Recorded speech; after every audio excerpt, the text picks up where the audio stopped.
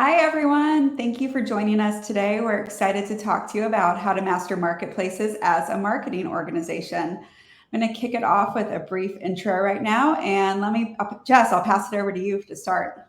Great. Thank you so much, Nicole. Hi, I'm Jess Iandiorio. I'm the Chief Marketing Officer of Starburst Data. We are an analytics query engine that helps companies connect distributed data and put the data in the hands of the data consumers as fast as humanly possible without needing to move data.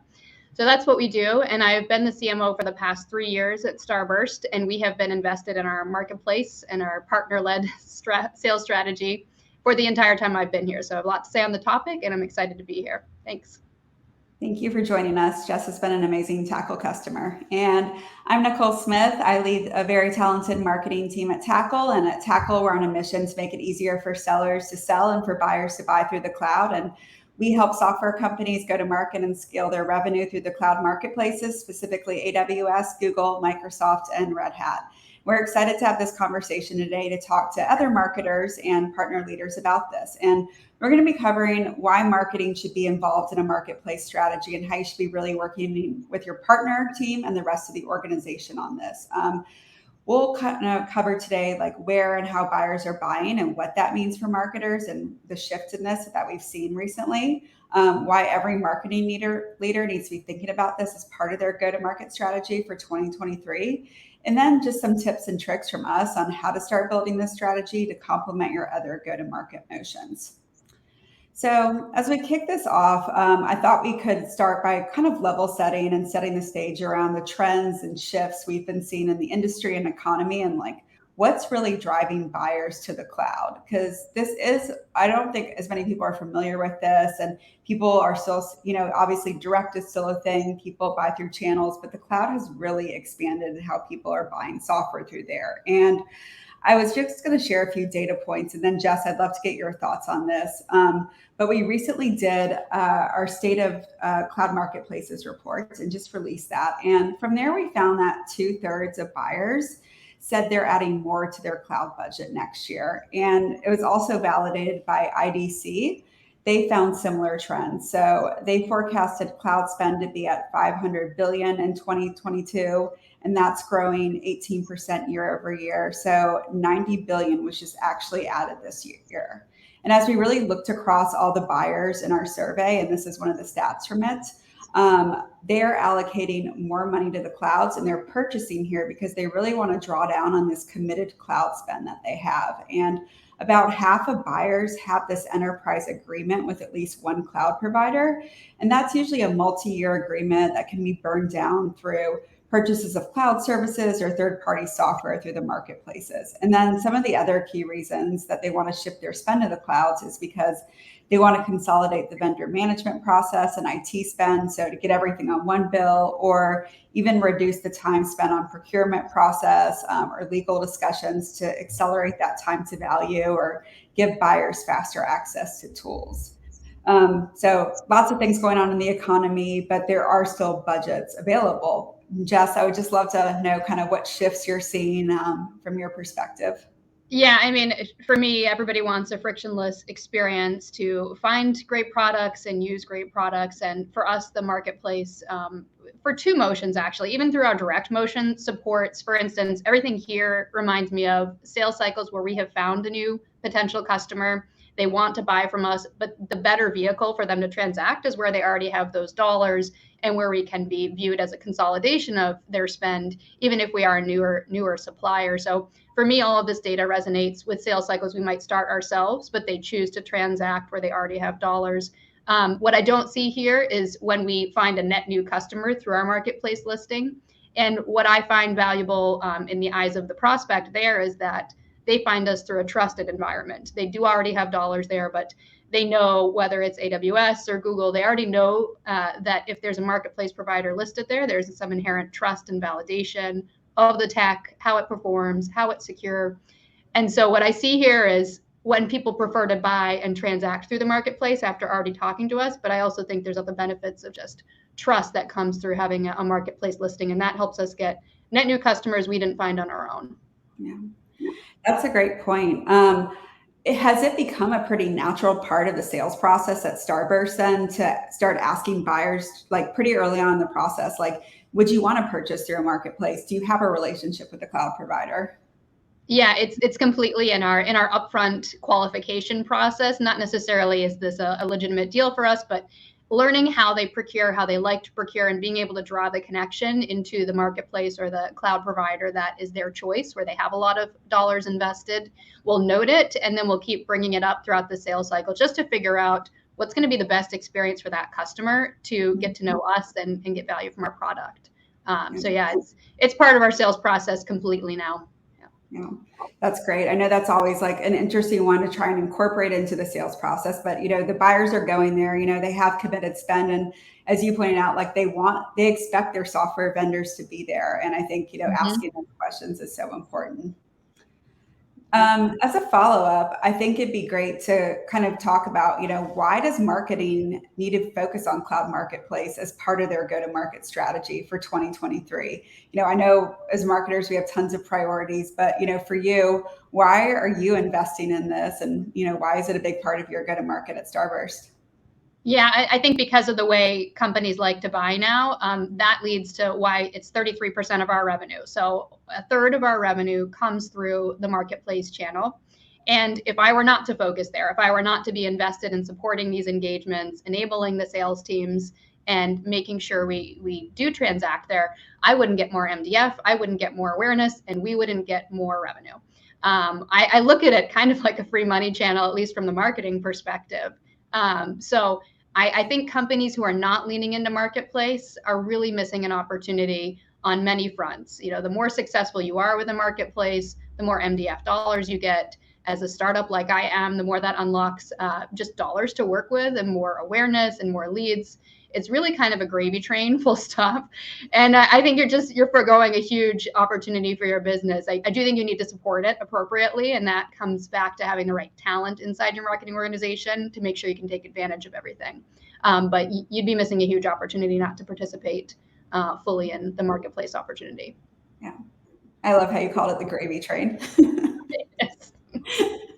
It really is. I mean, the co-sell piece is, and I think that's a huge opportunity too for so many companies. And there are a lot of them, I do talk to a lot of software companies though, and, they think that co-sell is just like, oh, I get listed and immediately I'm just going to get all these deals flowing through though, which can be hard because like, that's not the reality. It's also not a reality that like you just get listed on marketplace and all of a sudden it's a drive-by, all these organic purchases just happen. I will say that I think, each cloud provider's co-sell system works a little bit differently. And the hyperscalers have all done a lot of great organization in the past year, I think, of rolling out new programs to bring co-sell and marketplace a lot closer together. And I think as you kind of discussed, leveraging co-sell is so powerful and it gets you closer to the buyer. It helps you build that better together story, really focus around the value and budget, accelerate deals, and then like unlock those MDF funds and free money. I mean, everyone marketer wants to like get money back in their budget versus it going out. That makes your CFO really happy as well.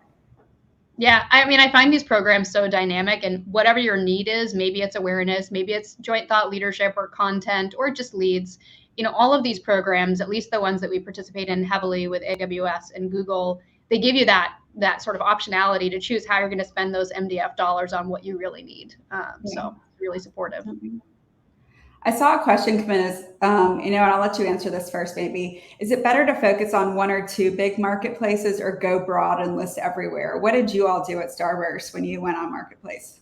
Yeah, so this predates me, but we made the early decision that we would not just have a direct sales force, that we would be on a marketplace journey. And I think that was pretty visionary, I think, for our CEO at the time to make that decision when he first started the company. But we started with AWS. We saw some success there. We certainly, it's not like if you build it, they will come. You have to continue to push into those ecosystems and build integrations with key product sets that touch what you're doing. That's going to pave the way for more success. But I'd say you do one and you do it well and you see some success. And the next one we were on was Microsoft, then Google. Now we're on, and then Red Hat. Now we're on Alibaba and HPE Esmeralda.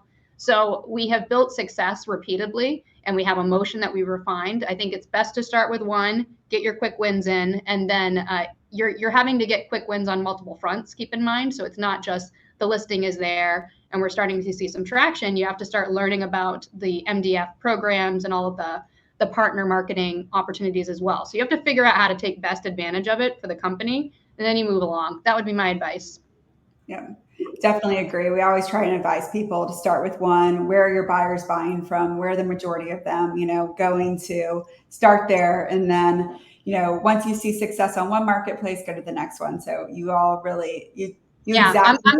I'm gonna double down here a little bit and put a little plug for Tackle in. There's so much operation behind how you make this work well for your business, and so that was an early investment for us too. It wasn't just that we were on the marketplaces; that we invested in the relationship with Tackle, and we also invested in the relationship with a company that they just acquired, and having the right support system or operating system behind all of the things, whether it's getting the sales teams together for co-sell or actually managing the functionality of the marketplace, keeping it updated, transferring dollars, transferring contacts. There's a lot behind here, so don't undersell those things that need to be invested in as well. Yeah, definitely. Well, thank you.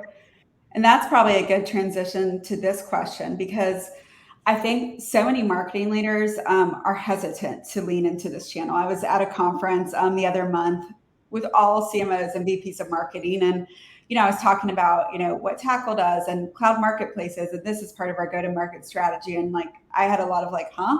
I don't know what this is. I've never heard about this. And I would love to, my hypothesis is that marketing is often not brought into these discussions around cloud go to market early enough, or when they're looped in, they're thinking, like, as we kind of mentioned earlier, like the listing process is the end game. You put your listing up and you're just going to get all these organic purchases. And I think also marketing leaders, they're spread thin and they don't have the proper education and enablement around this channel. They're kind of happy to leave it with the partner and alliances team to own and manage. And we all know attribution models are complicated between marketing and sales. Like, that's a whole nother presentation we can give. But, if you add partners and marketing and sales to the attribution mix, it just gets trickier. And it's like, oh my gosh, how am I going to also support this go-to-market motion? And do I really have to support it, also invest in marketplaces, and where does budget go for that? So, but I would love to understand if why you think this might be, and how you might have overcome this as well. Yeah, I think you hit on it with the attribution model wars. It's like the Hunger Games out there. I think you have to get to a place where your executive team is aligned that the most important thing for the business is driving revenue growth and driving new customer acquisition. And when you just align there and you don't align primarily on who's doing what and credit and ROI, then you have more flexibility. So I think the most important thing here is for the head of marketing and the head of sales to get in the boat together and agree there's a revenue target to be hit, and that the modern buyer does not want to be pulled through all of the methods that we've come to know, which is your standard acquisition funnel with MQLs, handing crap leads over to sales, inefficient follow-up. Buyers don't really want to come through that. So if you align that you're focused on revenue targets, and you align that the buyer has changed and they want to do things differently, what you have to lean into is that you're not going to have perfect attribution. You're not going to have ROI, spend tracked perfectly. We may go out and generate awareness and leads, and we may pay for that. And they may find us on the marketplace and transact. We have multiple success stories here where marketing went and paid to go find a contact. They found us, they explored on our website. They even came through our sales process.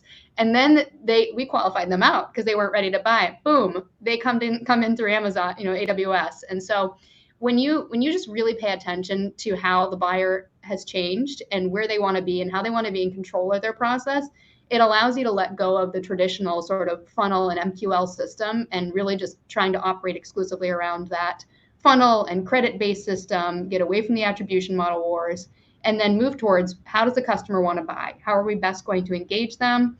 And you kind of have to let go and let them find their path. And often it's going to be through the marketplace. Yeah. I could not agree with that anymore. It's 100%. I think if all go-to-market teams can start operating that way and think about it, it really takes it away from the seller and the software company being in control, and it should be about the buyer. I mean, I think that's how all consumer companies operate, is so much more about letting the buyer drive the purchasing decision, and that's not really how B2B software companies operate. And the more we can as B2B software companies, I think, put ourselves in those shoes of the buyer and let them drive that, it just makes it so much easier for the purchasing and accelerates deals as well. Yeah, completely. It's funny, I'm seeing this comment about some companies needing to justify their marketplace investment based on talking to, looks like maybe partner execs or one way or another, trying to justify that there's enough of a market that has credits or committed spend in the marketplace to, I think there's something to that. You want to understand, does your market fit? Does your target ICP or buyer, are they companies that largely have made investments? Most of them have. So I wouldn't over rotate on that analysis. I would think that if you really are digging in on how people like to consume information and buy and experience products now, I mean, it's a no-brainer. And I think it would be a mistake to over rotate on trying to justify the investment. I think there's an element of just understanding it's changed and believing in it, and then making the investments to make it successful too. Yeah, definitely. What are things, as we think about this, that, as you've built this strategy, like I know you got there a little bit after they got on marketplace, but Yeah. you've really had to help build this from the marketing perspective, through, how do you operate with the cloud partners? What are some like best practices and tips as, someone else going through this motion as a marketing leader for the first time? Yeah, I will say that the joint marketing programs offered are complex. They're great, but they're complex. And so if I could go and do it over again, I would have hired the talent we have today. This guy, Ryan Shantz, don't hire him. We make him very happy, so he shouldn't go. But it's hard to find people who understand these ecosystems and all of the opportunities available to you and connect the dots between your organizational challenges and goals and what these marketplace relationships can bring you and what the clouds can bring you. So you need to find some talent, and it's not just within the ISV team, it's also within your marketing organization to best take advantage of all of these opportunities. I will say the first year, we missed out on a lot of MDF. Now we're at a place where we just keep hitting more and more and more clicks of MDF, and we know how to use them. But it took some learning lessons along the way. And I think if we had had the right resource that had the skill set early days, I think we could have made it even more successful than it already is. So I think that's one. Another is you have to be vocal. So you're kind of a client in this. Probably you are a partner, but you're also a client of these programs.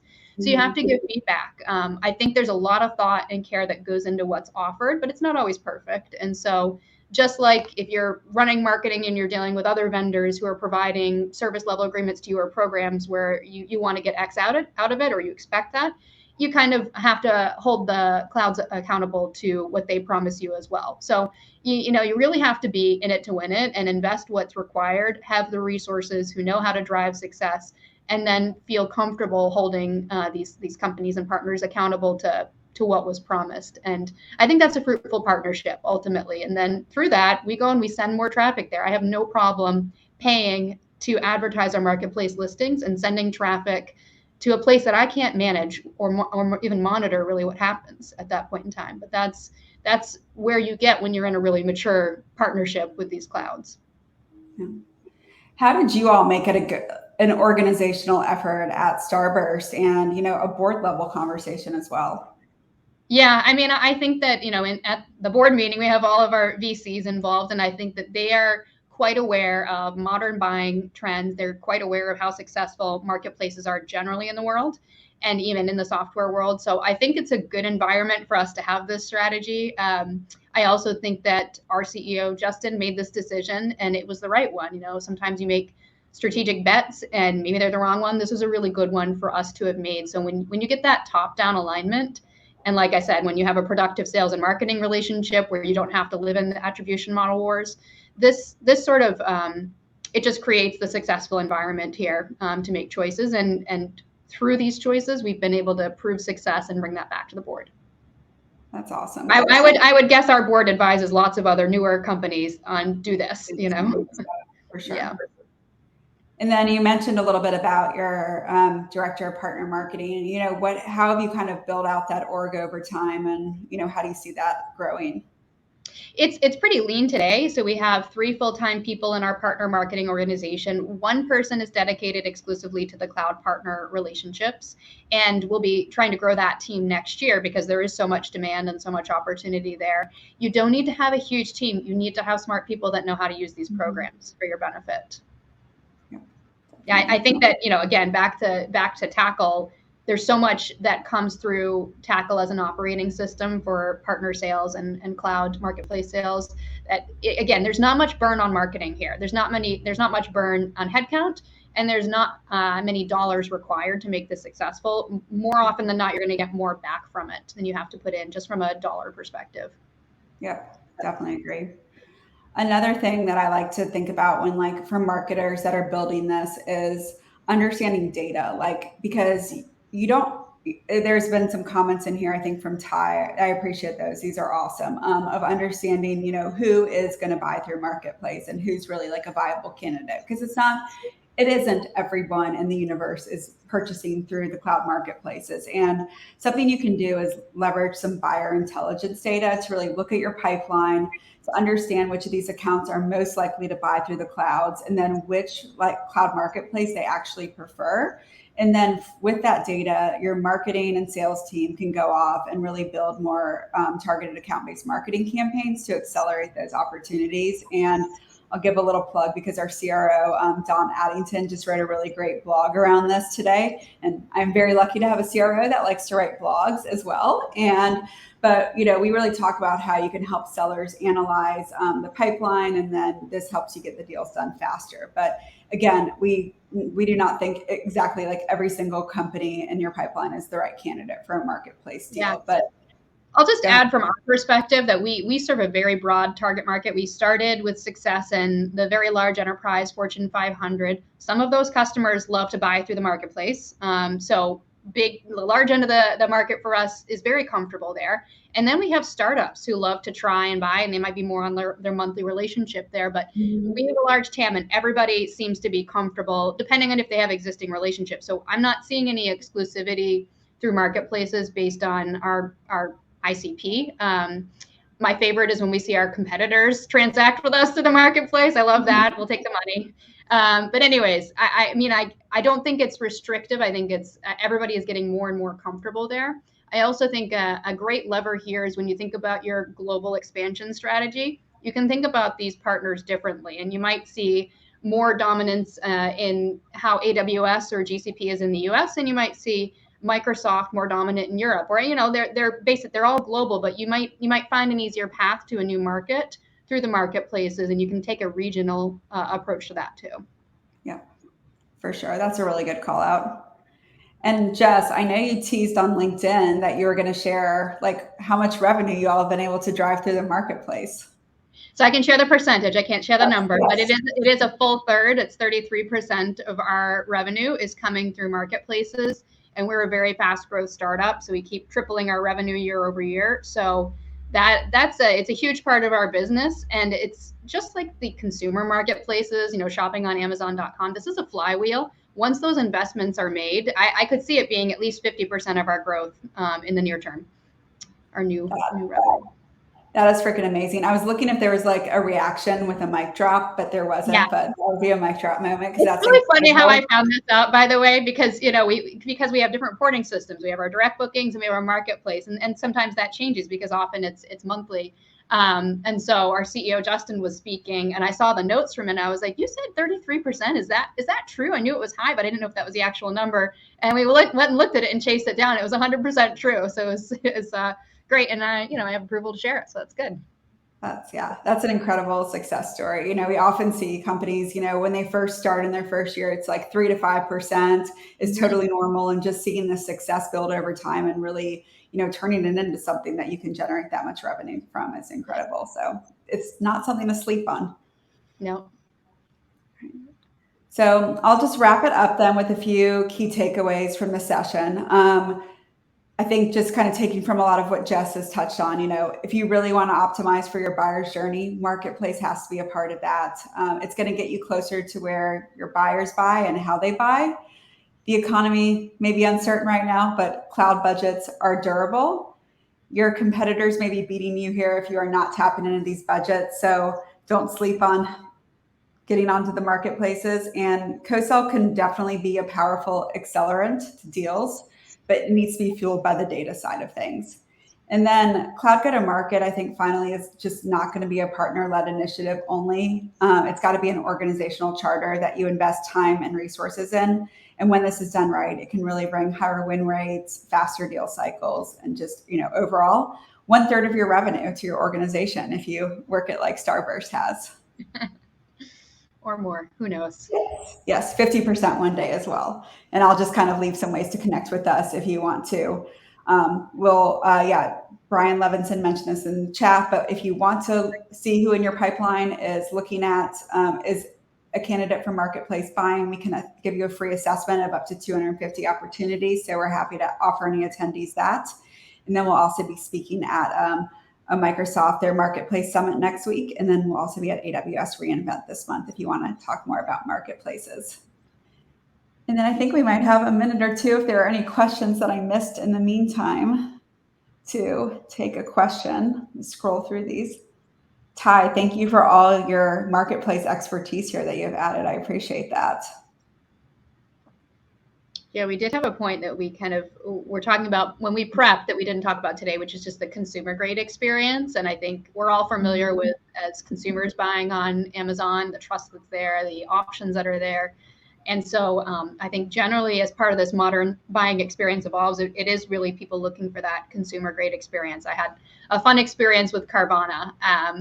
If anybody's gone to buy a car, which you probably all have, I really was not a fan of the in-person car buying experience, and Carvana makes it really simple and easy for you to sell your car or buy a car. And it was delightful. And I'm just a locked-in customer as long as they stay in business. I'm not sure how their model works, but that consumer grade experience is important to me. And I think that the marketplaces provide that for customers who don't want to get into a haggling match. They may not be as interested in that direct sales experience. And they really just want to see some value first. So I think that's essential. Dealerships are hell on earth. Yeah. I'm gonna double down because we have a minute. I did bring a 3-month-old in the car carrier thinking this was going to accelerate an in-person buying experience, and it did not, and it was a nightmare for everybody. So Carvana it is. Online and through marketplaces. All right. Well, thank you everyone for joining us today. Connect with Jess on LinkedIn or check out Starburst. Thank you so much, Jess, for all the sharing your knowledge on how you've done this at Starburst. Incredible just to see this growth. And thank you for being a great partner to us. Thanks for the time. Thanks for the partnership. Appreciate it. Yeah, thanks everyone. Have a great rest of your day. Bye.